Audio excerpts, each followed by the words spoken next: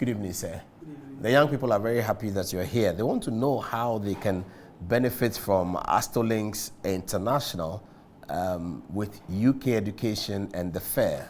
So tell us the purpose of Think UK. Why are you directing our young people to think UK for education, not think Cape Coast University, Takoradi Poly, and all that? Good evening to cherished listeners and viewers all over Ghana and other parts of the world. Paul, you're asking me why am I encouraging people to think? I think everybody wants the best in life. Mm-hmm. And recently we just had the Times Education ranking of universities. Around the world? Around the world. Mm-hmm. Fortunately for us, we had the University of Cape Coast falling within the 400 universities. So no Ghanaian university fell within the first 100. So we are encouraging people. Ghana as a country want to develop. We want to study program that focuses on technology, artificial intelligence, and other areas. So as a company, and I'm a beneficiary of Education UK, so we are promoting Think UK education for our Ghanaian students who would like to pursue higher education, bachelor's degree, postgraduate programs, to be able to travel around the world, to also see what is happening around the world, so that the knowledge and skills they will acquire, they can bring it back to our country for us to develop our country. All the young people in the studio and those on television are listening eagerly. Michael Angelo here is listening to you very eagerly. Which UK institutions are attending this event? We've got about 20 universities. These are the University of Coventry, Birmingham City University, Teesside University, University of Sunderland, Liverpool, which is a Russell Group of University. We've got York St. John, the University of Law, Heriot-Watt University, and many others. We also have Pearson English for those who may want to write an English language test so that they'll be able to seek for employment, especially if they are healthcare professionals, teachers, and the rest. There's an opportunity for them to seek employment in the UK, and they need to demonstrate that they've got strong English so they can communicate to local guys over there. So Pearson will also be joining us. We also have Navitas. So Pearson is going to conduct an exam, English proficiency exam? So they are not really going to, but they provide English proficiency exams.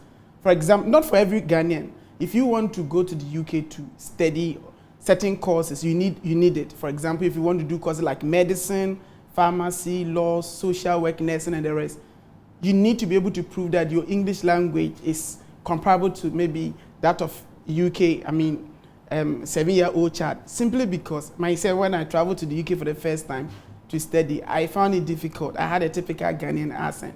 So they want to find out that if you were to work with a local British guys, your English language, if you speak to them, would they be able to understand you? So there's a benchmark. And this Pearson test, when you do it, it will let them know the level that you are. And based on that, they can say, okay, based on it, you should be able to get employment within this area or be able to pursue this program without a challenge. That's quite interesting. Yes. Is education in the UK really impacting the life of Ghanaian youth these days? Do you have some data to show something? Yes. For example, I don't want to talk about people myself. Mm-hmm. I had the opportunity to go to the UK to study, and when I graduated, I got the opportunity to work in UK as a science teacher in London, a high school in London. And then after 5 years, I came back to Ghana to set up my company here. There are so many Ghanaians who have studied in UK, working in high-profile organizations. They have come back to Ghana to set up their own enterprises or businesses. The challenge is that at the moment, when you graduate from a UK higher educational institution, you are given a 2-year post-study work permit to stay there and work. And I don't care about the kind of job you're going to do. The most important thing is to be able to raise revenue and come back to Ghana to invest. And that's it. And also to imbibe the working culture, isn't it? Of course. I see. Okay. If a parent is watching, yes. I'm reading this question. Is it worth to invest in their children's education in the UK? Because that could be expensive. If you say it is expensive, it's relative. We've got people paying their tuition fees in Ghana, going to some schools in Ghana, even higher than that of UK. So it's about the quality education and how you want your future to be. If you want to improve your future career and educational goals, that is it. That's what we are promoting. We've got fantastic universities in Ghana, University of Ghana, Cape Coast, Kenya University, University of Education, and they're all very good universities. I'm a Ghanaian, I'm proud of my school. However, if you should invest in your child education. Let me tell you something. I did chemistry in Ghana, and as a science teacher, when I went to the UK, they brought a mass spectrometer before me. I didn't know. So one of the opportunities people get when they travel to the UK is the fact that the universities are well endowed with teaching and learning materials. As compared to Ghana, that is a fact. And even as a science teacher that I was training in Ghana, when they brought a mass spectrometer, I didn't know it. Meanwhile, I had read COF series and I had seen the picture of mass spectrometer. I had to allow a colleague teacher to teach me every day after class. So one is you gain hands-on skills, you build, the qualification is highly reputable. In any part of the world that you go, there's an opportunity for you. The UK qualification that I had has opened a lot of doors for me. I live in Ghana at the moment. There are a lot of institutions around the world that want to employ me, all because I've got a British qualification. The second thing is that even in terms of the business that I do, because I had the opportunity to study there, the institutions see me a little bit credible as compared to maybe if you had fully studied in Ghana and you want to do that. Do you understand? So I want to encourage that. And apart from this too, as I said earlier on, once you graduate, there's nothing like not finding employment. Once you are not lazy and you are looking to do something great in your life, you can find employment, work, at least stay for 2 years, gain skills, generate revenue, come back to Ghana, invest it, and let's make our country great. That is the reason why I encourage parents than people to go what and should come the back. candidates bring when they are attending the event? Do you have a registration fee? No registration fee. This event is free, and we are just going to share information to our guys who are coming, any participant, parents and their children coming.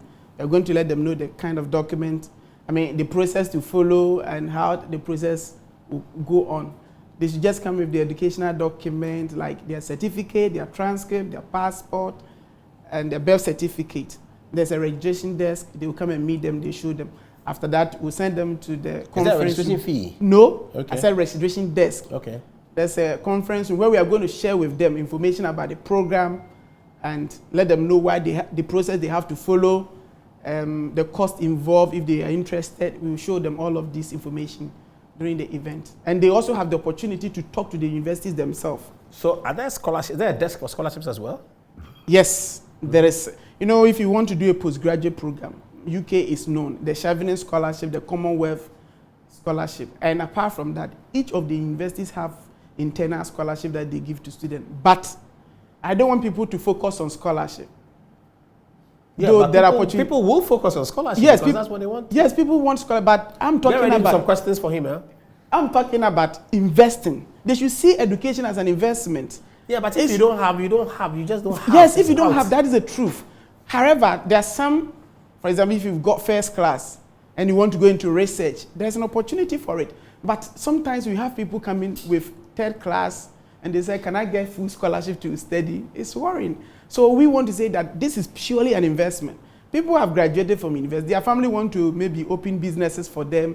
They want to buy properties. I want to encourage them that instead of focusing on buying properties now, invest in your education. Oh, but that's rich families. Rich family. I didn't come from a rich family. Invest in property, or you finish university, they want to invest in property. That's relative. That's very rich. The cost of and you're saying instead of investing in property for the child or the young man at East Legon, invest in his education. Yes, education. Those who can invest in property, they can also pay the education. They can do both. Yeah, they're very rich. Not everybody. Well, they're very rich. People believe in properties. Yeah, so it's just to change their mind. Of course. But they can. But I'm talking about the large majority of people who cannot.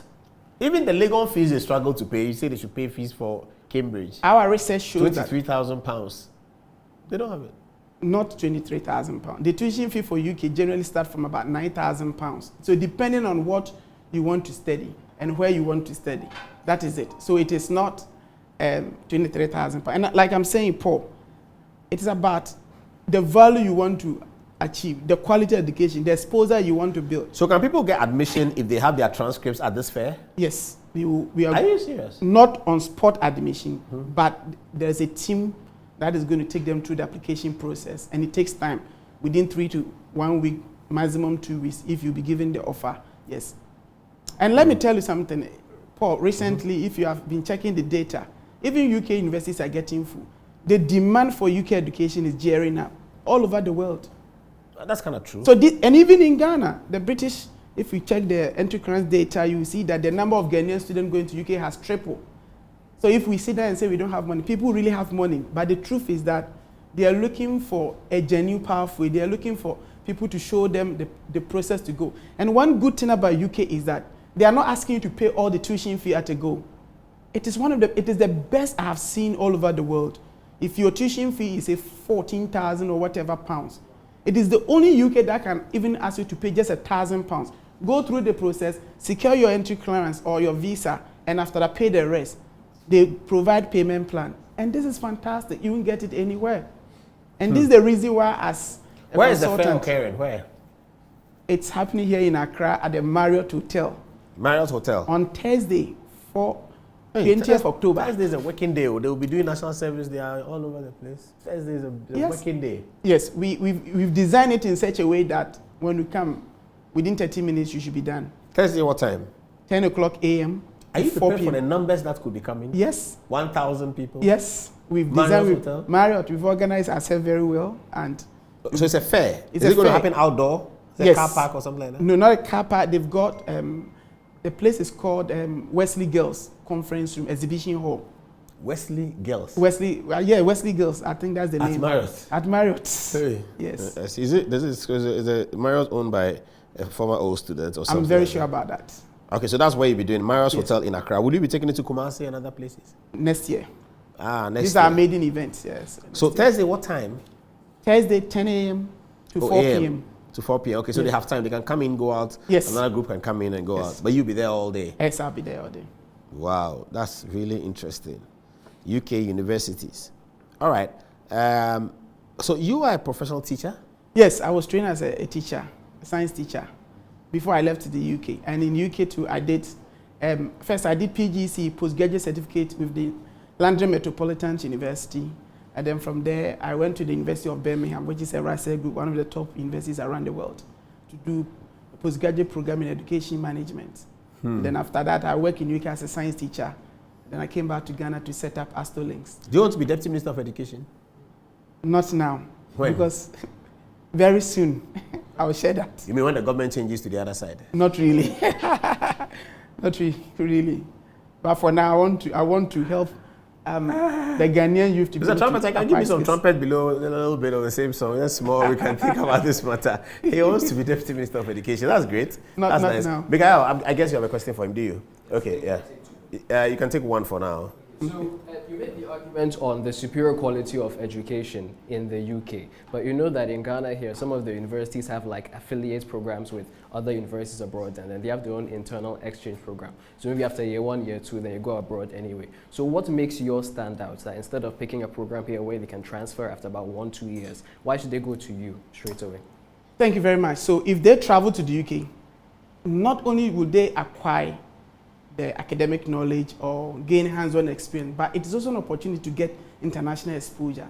And that is fantastic. You build your confidence and improve your intercultural experience. And to me, that is fantastic. One thing I've been telling people is that to become successful in our generation is not just about acquiring knowledge. It's about getting exposure, building a different mindset, understanding what happens in other parts of the world. So that is a plus people will gain if they travel to the UK. Okay.